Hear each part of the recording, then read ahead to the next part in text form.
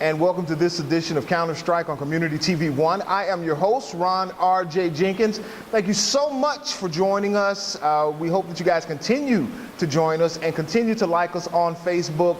Make sure you show your support for us. We'd like to, of course, thank our executive producer, Mr. Jesse Dortch. He's the man behind the camera, the man behind the scenes that he puts all of this together. So make sure that you give Jesse your opinion. Let him know exactly what you would like to see, and make sure you come here and get your news on, as Jesse likes to say. Now, this morning, today, we have a very special guest.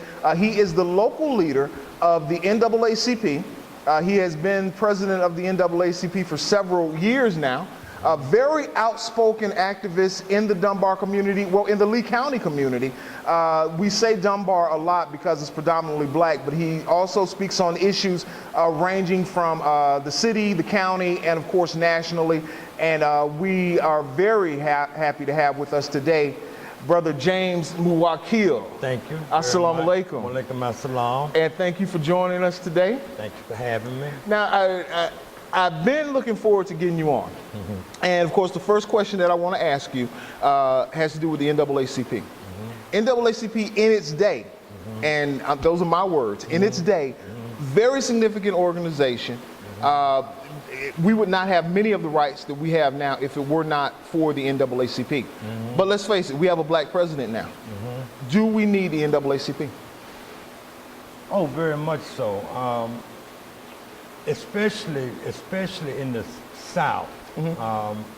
We're finding out more and more how the South was unaffected by the 1963-64 Civil Rights Act.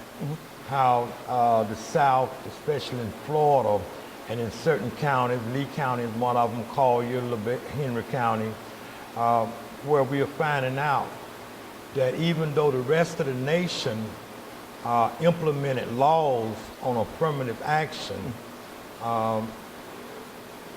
with the purpose of it being to make sure that all citizens are treated with the same equality, we're finding in Florida, especially in the southwest Florida, that many counties did not implement affirmative action programs to ensure that all people get a fair shot.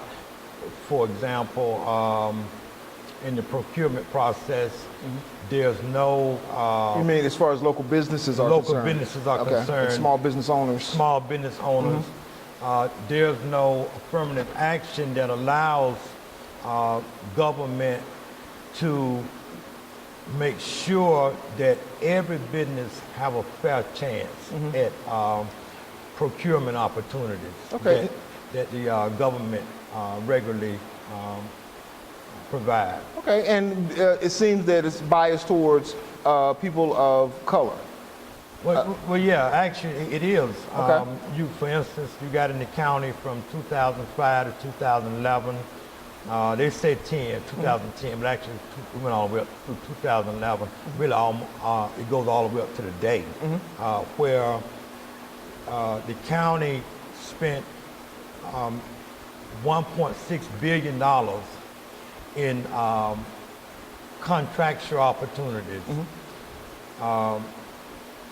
And in that, they only, African Americans only received a half percentage point of that $1.6 billion, which equal out to be about $125,000. There was no affirmative action process in place to solicit bids from the minority community, especially the racial minority community. To this day, they've yet to, the county has yet to be able to come up with a program that would include all contractors. That's something that the county, the NAACP has been going to the table with County Manager Karen Hall and her staff. They have the best intentions, but yet because of the culture of Lee County, where you have more than the county staff pulling against giving African American contractors work. You have also white construction companies who are also saying that that blacks are not qualified. They've never led a job. They don't have all of their materials. They don't have the cash flow. So let me ask you a question. Is there some validity to any of that? Is it true? Over the past 10 years, African American contractors have made great strides as far as seeking the training, the license, the required insurance, and the required expertise. So I would say that 10 years ago there was a lot of validity to that. Okay. But fast forward 10 years today, and the answer to that would be it's not as significant as it once was. Okay.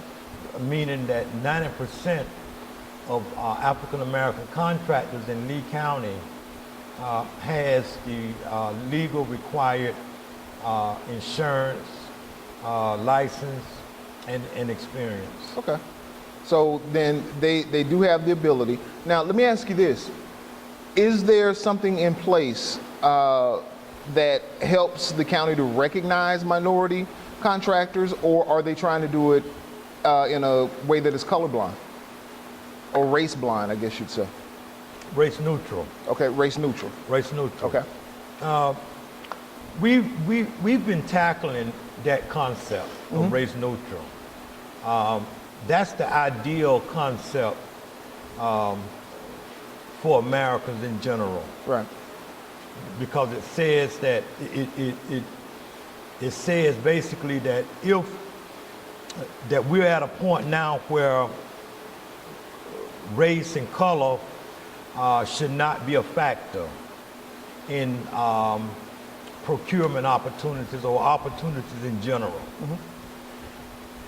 But in how locally they was able to discriminate under this race neutral program, and that's what they really did. It was a cover for discrimination against blacks and perhaps Hispanics, but definitely against blacks. Because here's what the NAACP has said to the school district, the county, the Lee Memorial Hospital board, our system. We're saying to them that yes, ideally your race neutral concept is where we want to be. Right. Because in that, everybody would get a fair shot.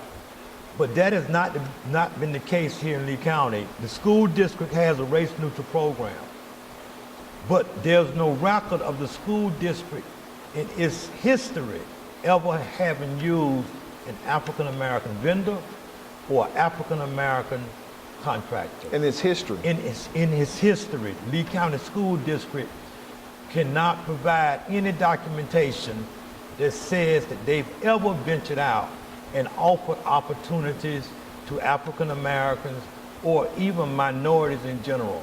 It's been dominated, and it still is today, dominated by white males who have these businesses. Okay. Now, so it was seen that the fight would be to remove the race neutral and say, yeah, we want some race looked at in here because it has to at least be fair. You have African Americans paying taxes, although our tax dollars are not going to support African American businesses, which would mean most likely that those African American communities are also going to benefit from those jobs. So is the fight actually to get rid of race neutral and to go back to saying we want a certain percentage of contracts to go towards minorities?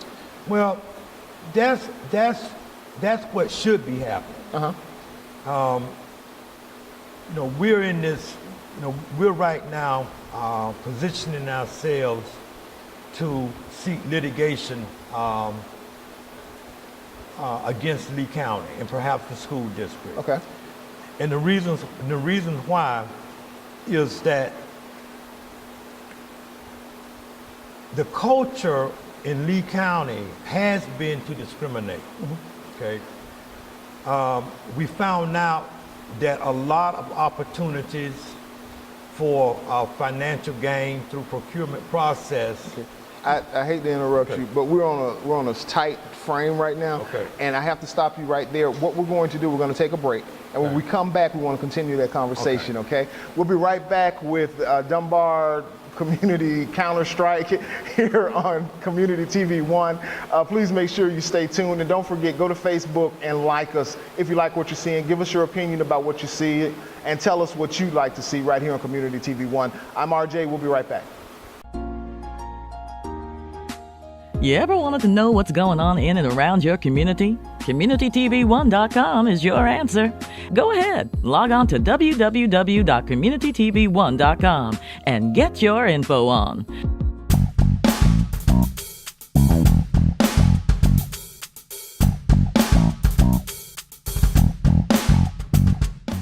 And welcome back to Counter-Strike on Community TV 1. Don't forget, go to communitytv1.com. Check out everything that we have to offer. Get your news on. Got the latest headlines, news that affects the African American and the minority community. Jesse Dorch is the executive producer, and he does a great job with that site. And also, if you would like to advertise on that site, please contact us, because of course we do need community support, and we need some sponsors also. So make sure that you are looking out for the community right here on Community TV 1. I am RJ. This is Counter-Strike on Community TV 1, and we're going to continue now our conversation with the local president of the NAACP, Brother James Muwakkil. Once again, assalamu alaikum. Wa alaikum assalam. Okay, so now we're talking about procurement and contractors not getting the jobs with local entities. You told us that locally, the Lee County School Board has never hired a minority contractor. Right.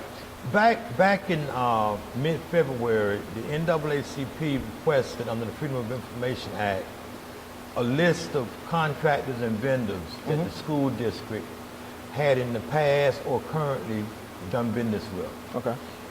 When that meeting materialized based on the information gathered, the NAACP took a group of African American contractors, and we met with the purchasing director, the procurement director, and the school superintendent, Dr. Burke. Okay.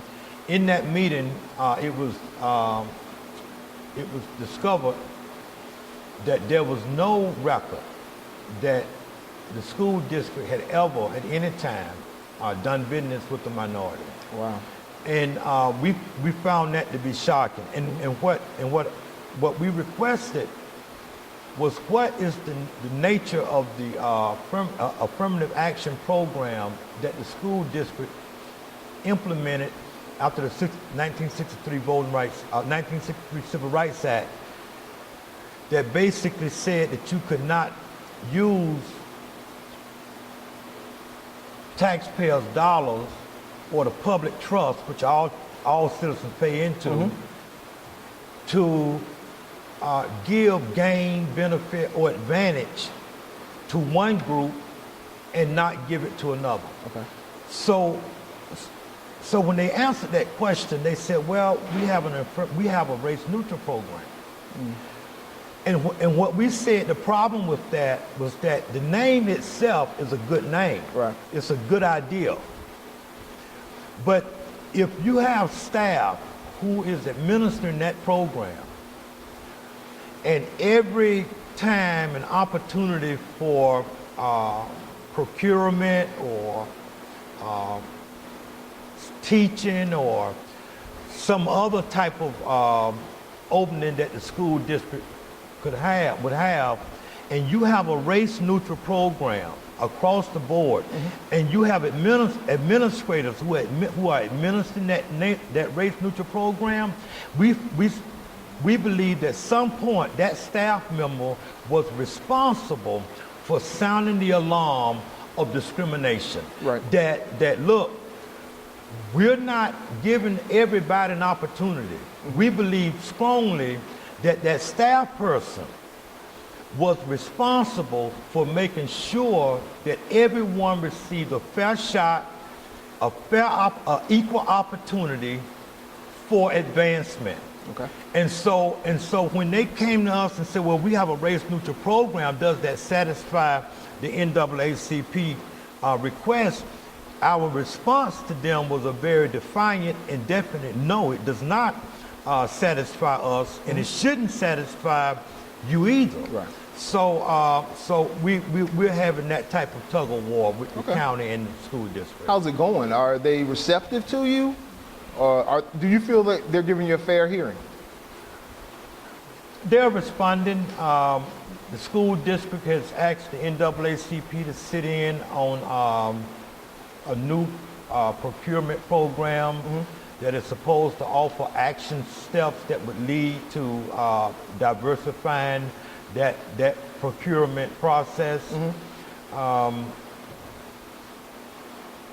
We're trusting in the superintendent. Okay. So that's where we're putting a lot of our faith at. Okay. And at the same time, we do realize that it's possible that we will seek litigation first with a federal civil rights complaint, and then possibly on into court. The NAACP is on a road that we believe when the end is going to end up where we are in court against Lee County, and we're in court also against the school district. And the Lee Memorial Health System is sort of trying to say, well, we don't use public funds. No, directly you do not, but indirectly you do use public funds. Any hospital does. Yes, because of Medicaid and Right. Medicare. Exactly. So we've entered into this again tug of war with the Lee Memorial Health System. So we do think that as down the road we'll both wind up in court opposing one another. It's too bad. It's too bad. Now, let's shift gears a little. Recently, we have seen an epidemic of killings. And even before I go on and start talking about the sheriff and the chief of police and our relationship with law enforcement, I want to say this. I keep hearing the citizens of Dunbar get blamed for not helping law enforcement. The problem that I'm seeing is that we aren't messaging it correctly because, of course, if you kill someone, you're making sure there are no witnesses around, for one thing. And if someone's shot at 2 o'clock in the morning, I'm home in my bed asleep. So no, I didn't see what happened. If I hear something, I'm going to try and help solve it. But it seems that when law enforcement solves a crime, it's because of great law enforcement. And hopefully we'll have the chief and the sheriff on soon too, and we'll ask them these same questions. But when law enforcement solves a crime, it's because they did some outstanding work. But when the crime cannot be solved, it's because there's a lack of cooperation from the community. How is the NAACP addressing this? Well, in all honesty, we tried not to be involved in addressing that this particular time because of the upcoming election. Okay. But Hold on. Because of the election? Because of the upcoming presidential election. I don't understand why. Every unit throughout the United States of the NAACP, all 2,200 units, has been mandated from national to sign up and become a registered third-party voters registration, which we are, to conduct voters registration drives, and to canvass the communities, especially in the minority communities, to provide transportation to the polls and back. So a lot of our efforts has been geared toward meeting those mandates. The NAACP sees this year's election as the #1 priority. But we've had a string of killings here. Shouldn't that take priority? Yeah, it did. The nature of the killings was so gross, so violent, bold, that we found ourselves bringing together this past week the sheriff of Lee County and also many organization leaders throughout the community. The truth of earlier you asked about us being blamed for not solving crime. Right.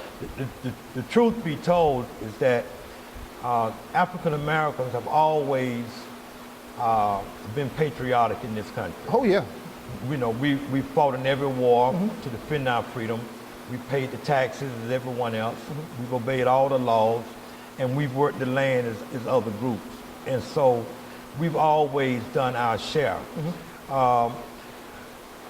When you get right down to it, law enforcement could not make any arrests in this community if citizens was not calling it in and reporting crime. Right. They could not make any arrests in burglaries, robberies, rapes, murders, trespassing, you name it. Right. If they was not getting good information from the African American community. Other communities and groups are not faced with the same danger that these communities faced with. I agree.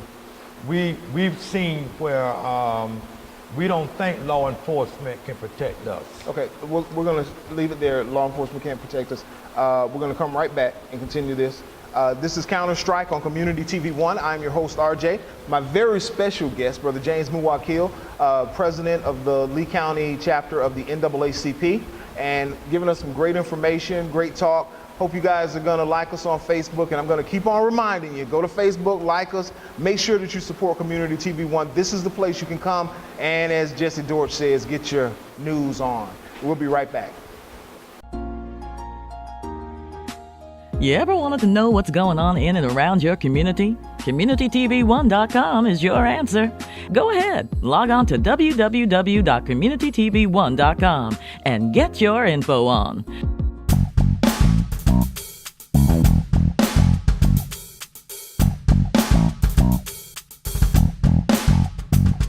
And once again, welcome back to Counter-Strike on Community TV 1. I am your host, Ron R.J. Jenkins. Thank you so much for joining us here on CommunityTV1.com. We, of course, again, we like to always pay homage to our executive producer, Mr. Jesse Dorch, because he works very hard to make this thing happen, and he's doing something that's very useful for this community, and we'd like to thank him for that, of course. And back to our conversation, we have a very special guest, president of the local chapter of the NAACP, Brother James Muwakkil. And welcome back, and let's continue. We were talking about relations as far as crime here in this community. Yeah, we like I said, other communities throughout Lee County is not dealing with the same violence, level of violence that we're seeing in the African American community. Right. Therefore, they're not traumatized by it in the way that citizens of this community are. We've seen drive-by shootings. Right. We've seen murders based on retaliation. Should we be more involved in helping to solve crime? We are. We are. I agree. Sometimes I remind everyone, especially when whites ask the NAACP, are we concerned? We have the same concern as parents that other parents of other groups have. That's right. When our children are killed or hurt, we cry and we grieve just like any other person does. That's right. You know, we worry about the future of our children just like other groups. So, you know, in that sense, I think we are the same as others are when it comes to violence. But other groups have not witnessed the violent nature of some of these killings that we've witnessed or heard about, or maybe it happened on a few streets over, Right. or it happened down the streets or around the block. Even though it didn't directly affect us, indirectly it had great effect because it made us think before acting regarding information, regarding coming forward to give depositions or showing up in court. Right. It made us. It has made us hesitate. Now let me ask you this, and I understand the violent nature, but is there also an element of distrust towards law enforcement that is holding some folks back from coming forward? Recently, we met with, like I said, the Lee County Sheriff this past Wednesday, and some of what we said to him centered around the distrust level. We said to him, look, you need to have black deputies out here, you know, and we said to him, and you need to have deputies that engage the public and win the public trust. There is levels of distrust because historically, blacks have found that when they've given information, in some cases, depending on the detective or the officer, that information is repeated to the bad guy. By law enforcement? By law enforcement. Okay. We've seen where law enforcement have not had the regard, whether intentional regard or unintentional, in showing the community who's calling in by going to that person's home. Yes. We've seen that. I witnessed that firsthand. And where others see also who has called in, you know, the situation, whether it be criminal or otherwise. Now, do we have a civic duty, an obligation to cooperate with law enforcement? We do. Right. Are we meeting that? Yes, we are. Okay. Should we be showing up, giving depositions and testifying? Absolutely. Is there barriers that sometimes prevent us from doing that in the way that law enforcement would be satisfied? Absolutely. Those barriers can be anything from it being unsolved, or law enforcement haven't made arrests.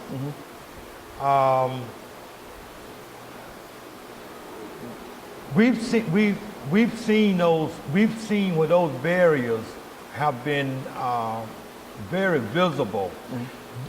There was a time, I remember this one murder incident, and it happened in my family. There was a murder that took place. There was witnesses who saw it.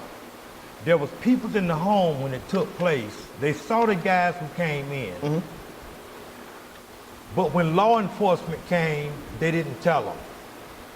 The reason they didn't tell them is that it wasn't that they didn't want to cooperate, but the murderers came back and stood in the midst of the crowd and took witnesses' ID. When that occurred, everyone that was out there that day became very, very frightened. Try as they might, FMPD did not get any of those people who was in the house when the murder occurred to come forward. But they had strong suspicion on who it was, and so they was arrested later on unrelated charges. And that's when the witnesses of the murder came forward. After they were locked up? After they was locked up and secured. Okay, so it works both ways. And what you're doing, you're giving a prime example of if law enforcement is doing their job, you don't have to worry as much as a community member. Okay, now the unfortunate repercussions of this, however, is that even if we don't trust law enforcement, and again, I'm not blaming the community because I think that you can't trust criminals anyway. So, my word, criminal, I know I had Councilman Streets on, and I called them thugs, and he, of course, pointed out that's my word. But them little criminal low lives, dirt bags, roaches, whatever name y'all want to call, I want to call them. They seem to benefit sometimes from the NAACP. And even if it's not intentional, when you go down to protect the civil rights of a drug dealer or some person that's causing havoc in the community, when you go down to protect them, it seems as if the NAACP is on the side of the criminal. How do you address that? And isn't there a time to say, look at records and say, look, you're a dope dealer. We're not coming down there to try and fight for your civil rights. Yeah, we do a lot of, checking people's background when they make complaints to us. Okay. But in this country, it's not about, how anybody feel about it. It is not about what anybody thinks about it. Okay. Police misconduct is illegal. Right. I agree. And the history of African Americans in law enforcement has been that one of false arrests, police brutality.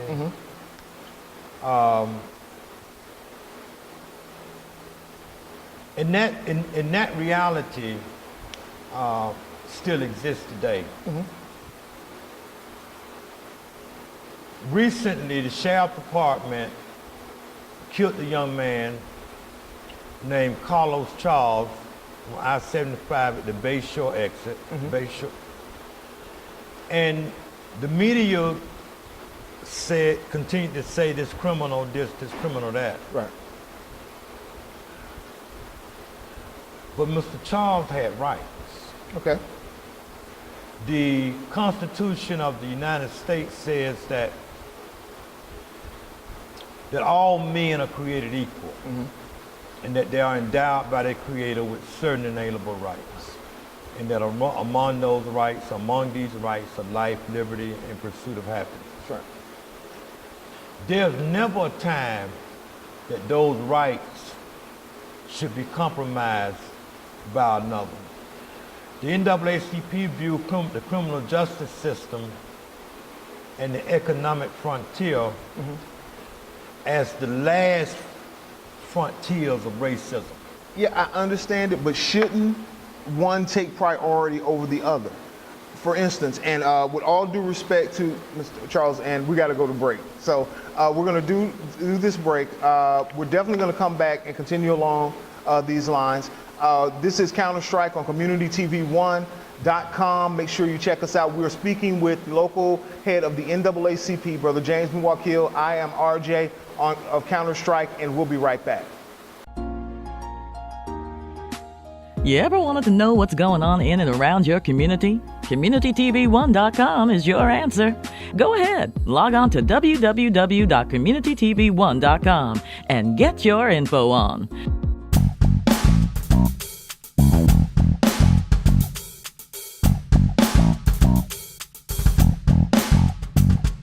And welcome back to Counter-Strike on Community TV 1. I'm your host, Ron R.J. Jenkins, and we are speaking with the local president of the NAACP, Brother James Muwakkil, local fighter, activist, very loud voice, especially when it comes to human rights here in this community.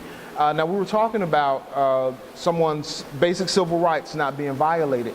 The point that I'd like to make is, when we talk about the criminal frontier, as you said, and the economic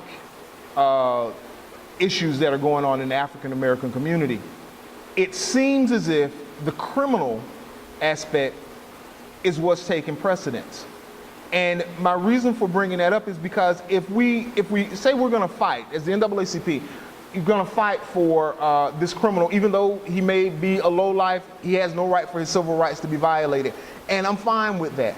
But shouldn't the battles be picked and chosen? For instance, we have an economic hardship in the community now that, to me, far outweighs, and I know, Jesse, you may get some calls on this, any criminal civil rights being violated. So, and that's just where I am on it, and this is an opinion show. If a criminal's rights are violated, so be it, especially if he's in the commission of a crime, versus someone is losing their home. You have individuals who aren't committing crimes, but may be on the verge of it because they can't find economic relief, they can't find jobs. So it seems that the battle should always be, or should be front and center on the economic situation rather than the other way around. What do you say to that?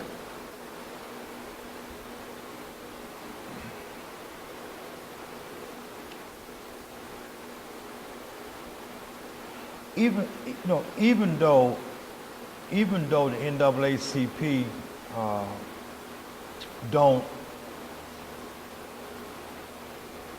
overly involve itself regarding criminals. There are those times that it's required. Okay. When in those times it is required for us to stand up for a person who has committed a crime, it's always 99% of the time the issue is always going to be bigger than that individual. Okay. We know that we come from a history of segregation and racial discrimination. We know a lot of the hate groups were law enforcement officers, or if there wasn't law enforcement officers, we know it was at least sanctioned by law enforcement officers. But is that still happening today? That's still happening today. On just as wide a scale, you're saying that nothing has changed? Nothing has changed in that sense. No, nothing has changed. Okay. That's why Attorney General Eric Holder has been correct in pursuing rogue cops all across this country. Okay. Because they do hide behind the badge and they do commit hate crimes. But just based on what you just said, Attorney General Eric Holder goes after them. That wasn't the way it was before. But the mechanisms are in place now to go after the rogue cops. Should our focus be now more on the economics versus the so much making sure that someone's civil rights aren't violated? I can go to a lawyer myself, and I can go to a lawyer, and no, I'm not going to get justice if I have a long track record of breaking the law. But as someone who does not break the law, or tries very hard not to break the law, hasn't been caught breaking the law, then I feel that I can go ahead and get a fair trial. But you're right, someone who has a long criminal history, they may not get a fair trial, but it's because of their actions. Shouldn't those of us, the gathering point, the center stage, should it not be working on economics and focusing more on economics than even worrying about what law enforcement is doing? Yeah, I think that I think you make a good point with some of what you're pointing out. Economic advancement and economic equality is just as important as anything else. But the criminal justice system has had a greater impact on the African American community. For instance, we see now where America leads the world with 2.2 million incarcerated individuals. 50% of those individuals are African American. Right. What occurred? We applauded the war on drugs initiative that under President Reagan, where he put over 100,000 additional cops on the street to fight against drugs. But we're finding out some 20 years later that war on drugs wasn't a war on drugs because it didn't do anything to prevent the drug carriers from getting it to this country. Right. The CIA brought it into the country. All right. But we are finding out that it wasn't a war on drugs as much as it was a war on African American men. Right. The criminal justice system, federal, state, local level, pounce on the African American community. Mm-hmm.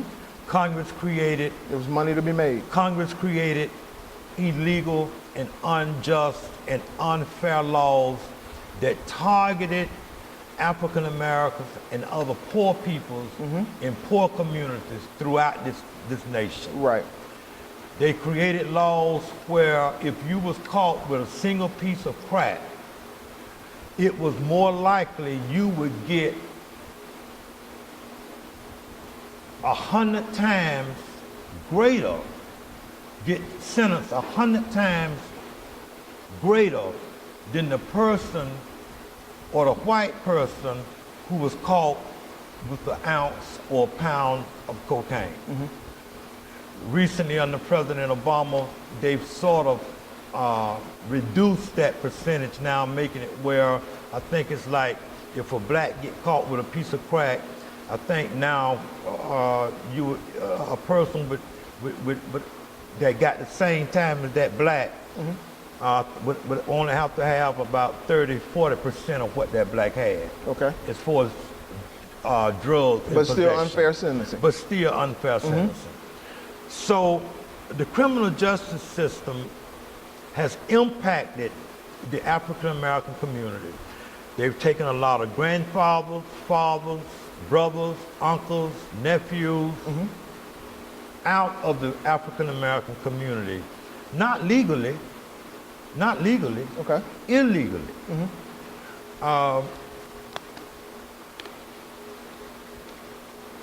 This past couple of years, we found that the United States Prison Commission recently overturned federal laws that gave harsher sentences to African Americans than it did whites. Right. So some African Americans who received sentences like 20 years, 40 years, life sentences have had their time cut Right. after which most of them have served 20, 15, 25 years. Okay. So the NAACP, in all respect to law enforcement, know that we have a history with law enforcement where we have not been treated with equality, Right. where they have used excessive force when it was unnecessary, and that they use today fatal force that is still unnecessary. Law enforcement is trained and taught how not to use fatal force. Right. They have other weapons that could be used, baton, taser, handcuffs, dogs. And so yes, the NAACP think that if there's a case that we take and it involves a person who's been caught with drugs, or it involves a person that's been convicted, then we think that it's far more important than that individual situation that it get addressed, because we see it having long-term negative and adverse effect on all African Americans and all peoples of color. All right. James, I get your point. It's just that I have a problem believing that by being caught up with trying to make sure that this person's civil rights have not been violated, that an opportunity to make things better economically in the community, which will keep people out of the criminal justice system in the first place, that those opportunities get missed because there's not enough focus on it. There's not enough focus on the fact that that the entrepreneurship in the African American community is low, that we should be starting our own businesses. There's not enough education on how to turn dollars over in our community, because we get distracted by people who are breaking the law. So I do understand where you're coming from, and I applaud the NAACP. It's just that sometimes it seems that the focus just isn't always in the right place. You ever wanted to know what's going on in and around your community? CommunityTV1.com is your answer. Go ahead, log on to www.communitytv1.com and get your info on.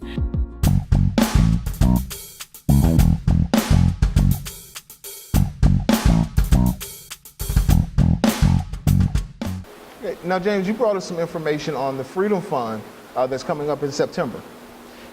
Yeah, the NAACP is getting ready to hold its annual Freedom Fund September the 8th, 2990 Edison Avenue, Dr. Kerry Robertson Center. This is our second year of bringing it right in the heart of the Dunbar community. We had great success last year. We hope to return to that.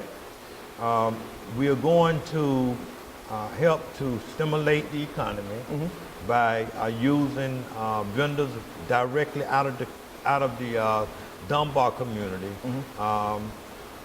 Caterers, we hope our caterer, who would be paid the most money, definitely would be coming from the Dunbar community. Beautiful. And we actually stimulated the community last year with about $10,000, and I think that we're going to match that and perhaps this year even give more to the community. Beautiful. So it's election year, and we're holding it early this year.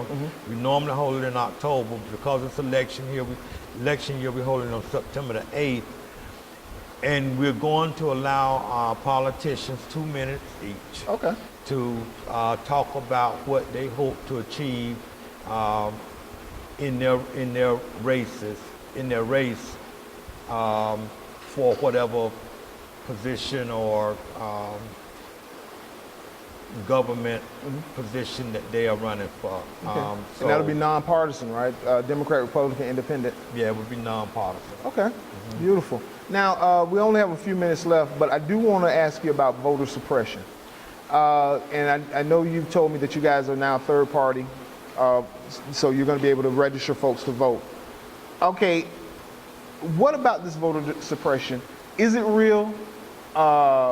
Do you honestly believe that there are folks out there that are trying to keep African Americans from voting?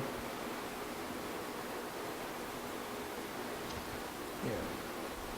Voting is a fundamental right.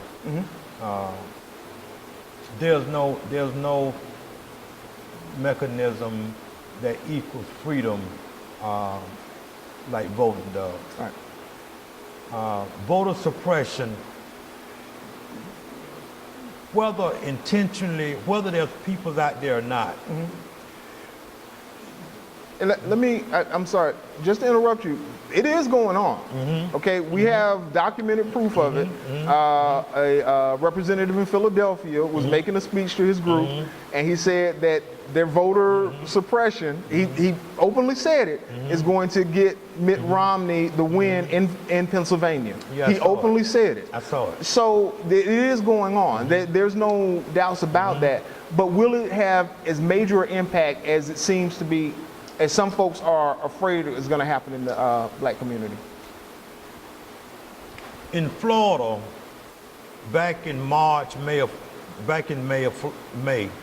Florida filed a lawsuit, Florida versus the United States.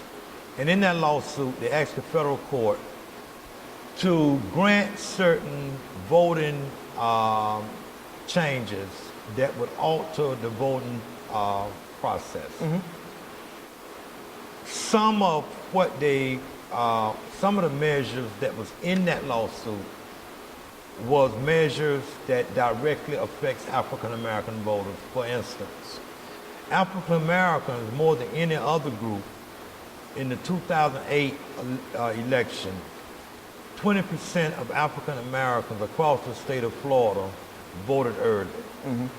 Florida passed a bill that cut early voting from 14 to 8 days. Right. They went from 96 hours to 48 hours. They also had in that bill